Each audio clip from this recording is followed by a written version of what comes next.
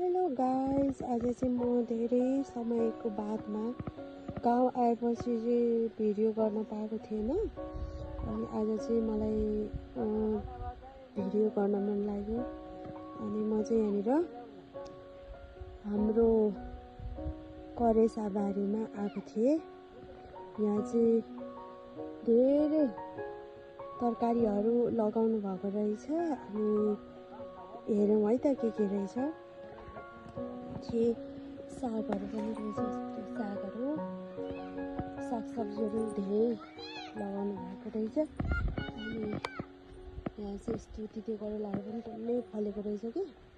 अनि मलाई चाहिँ भिडियो गर्न मन लाग्यो। यहाँ पनि पछि फलिरहेछ। अहिले चाहिँ असोज लागिसक्यो, त्यही पनि काँक्राहरू पनि धेरै फलिरहेको रहेछ। हामी चाहिँ अस्ति आएदेखि कति धेरै काँक्राहरू पनि खायौँ कि। दिनै 3-4वटा गाउँको अर्ग्यानिक काँक्रा। यो चाहिँ के भन्छ यसलाई, भन्टा भन्छ है। भन्टा चाहिँ खासै राम्रो रहेछ। सागहरू सबसे के गरेर चाहिँ धेरै रहेछ कि। यहाँ टनेल चाहिँ निकाल्नु भएको रहेछ। अनि यहाँ चाहिँ टनेलमा चाहिँ टन्नै तिते करेलाहरू फलेको रहेछ। अनि हेर्नुहोस् न गाइस, कति धेरै अर्ग्यानिक। हेर्नुहोस् त कति धेरै छ यहाँ। टिप्यो भने लगभग 1 डोको चाहिँ छ। माथितिर पनि छ। हेर्नु न, काँक्रो असोज जान लागिसक्यो। भर्खर हेर्नुहोस् न, काँक्रोहरू पनि टन्नै छ। धेरै पानी परेर होला। यो तिते करेलाहरू पनि के भन्छ कुहिन लागेको छ कि। पानी पनि टन्नै पर्यो नि त। अनि यता पनि छ भर्खर फल्न लागेको काँक्रोहरू। यस्तै छ है। अनि आजको मौसम चाहिँ धेरै पछि यस्तो छ। पानी पर्दा भएर आज चाहिँ हल्का मजाले घाम लाग्यो एकछिन चाहिँ। अनि म चाहिँ पानी लुगाहरू धोएर सुकाएर नुहाएर फ्रेस भएर भिडियो बनाउन लागेको। फेरि पनि यतातिर चाहिँ अँध्यारो भइसक्यो, पानीहरू पर्न लागिसक्यो। अनि हाम्रो गाउँतिर चाहिँ यता कोदोहरू छ। कोदोहरू पनि टन्नै राम्रो रहेछ है। कोदोहरू पनि मजाको रहेछ। अनि यस्तो छ है गाइस हाम्रो गाउँतिर चाहिँ। अनि यता देखिएको छ यहाँ।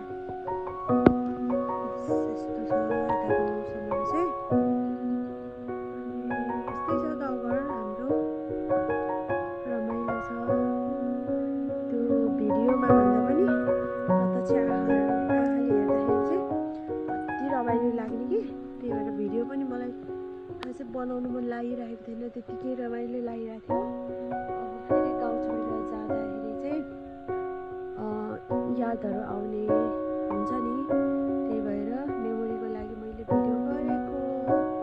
यस्तो छ है गाइस, कति राम्रो। हेर्नु न, यो डाँडातिर निक्लिनै पाएको छैन म आएदेखि है। यति रमाइलो छ, हेर्नुहोस् न गाइस, कति रमाइलो छ गाउँ।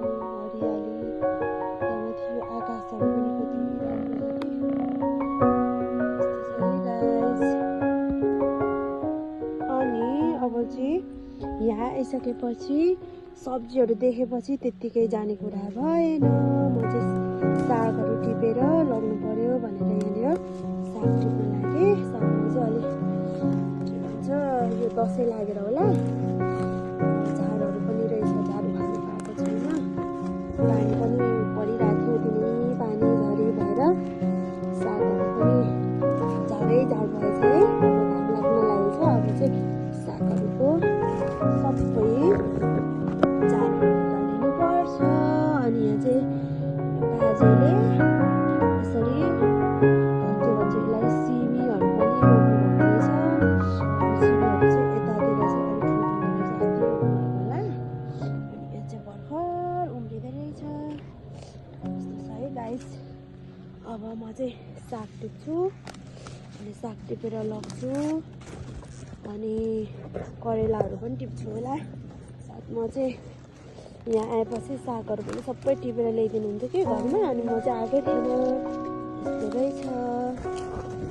गाउँघरमा चाहिँ अहिले चाहिँ सब्जीहरू टन्नै हुन्छ कि जहिले पनि टन्नै हुन्छ।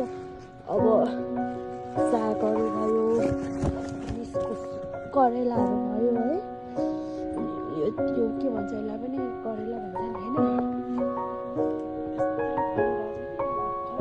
यस्तो काँक्रोहरू हेर्नु न, अर्ग्यानिक काँक्रो सर्लक्क परेको चट्ट काटेर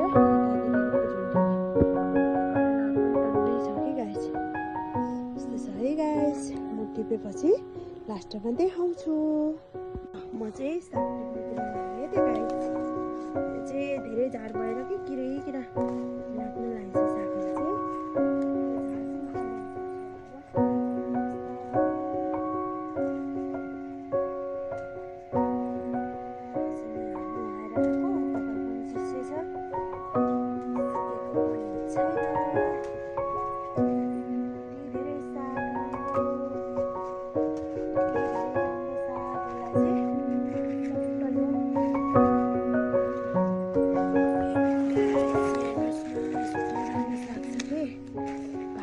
छोडेको छैन है, यस्तो राम्रो छ सागहरू। म चाहिँ हेर्नु न गाइस, मैले चाहिँ यति टिपेँ। अरूले पनि हेर्नु न, यहाँ ठुल्ठुलो झुन्किरहेको छ। कति धेरै छ कि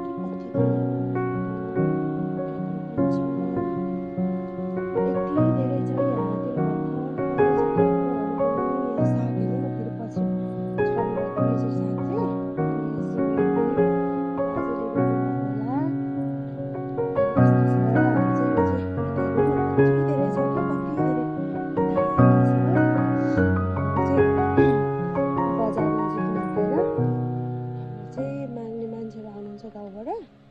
उहाँहरूलाई चाहिँ त्यत्तिकै दिन्छौँ। बजार नभएपछि के गर्ने है, गाउँघरमा बारीचुरी खानु पर्यो। काँक्रो हेर्नु न, भर्खर काँक्रोहरू पनि फल्न सुरु भइरहेछ।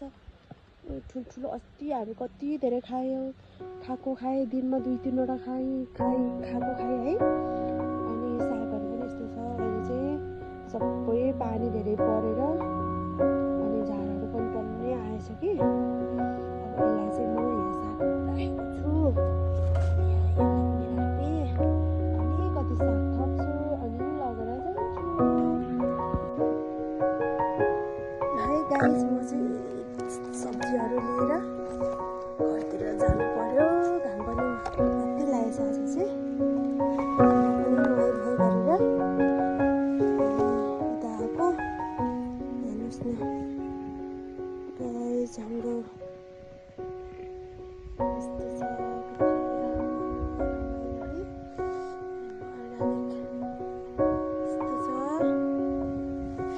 हाम्रो 2टा भैँसीहरू रहेछ यहाँनिर कि सानो।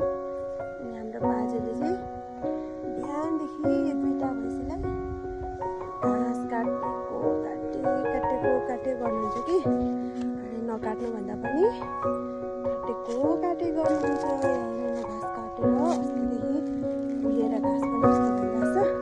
अनि आजको वेदर यस्तो छ, देख्न सकिन्छ। हाम्रो गाउँको कति क्लिन छ आज चाहिँ। म चाहिँ यहाँनिर सब्जीहरू लिएर घर जान लाग्दैछु। गाउँमा आएपछि यस्तो छ, यस्तो छ। घाम पनि निकै चर्को लागिरहेछ। अनि चाहिँ घर जानु मार्छ होला हौ आज त।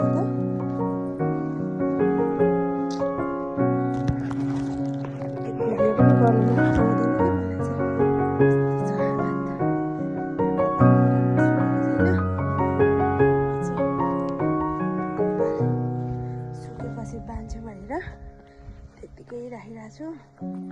कहिले हो सुक्ने, गर्मी भइसक्यो। यस्तो छ।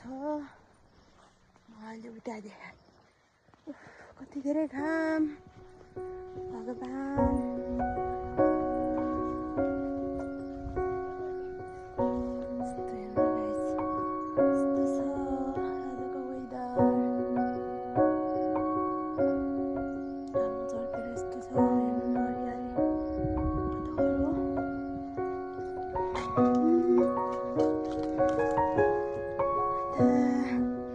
मोबाइल समाउने बानी छैन कि हातै गरिसक्यो।